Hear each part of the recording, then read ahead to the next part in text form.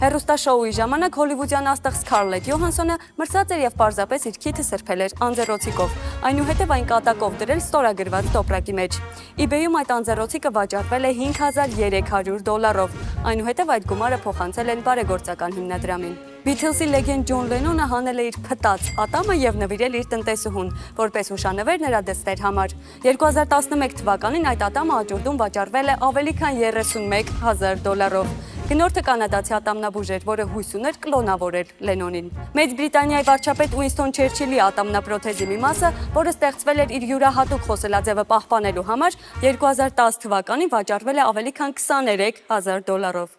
Ֆլորիդայից մի կին 2004 թվականին eBay-ում վաճառել է իր 10-ամյա վաղեմության կիսատ կերած գրիլ սենդվիչը, որի վրա իր պնդմամբ հայտնվել էր Մարիամ Աստվածածնի դեմքը։ Golden Palace խաղատունը գնել է այն $28,000։ Ես Մոնիկան եմ, մինչ նոր հանդիպում։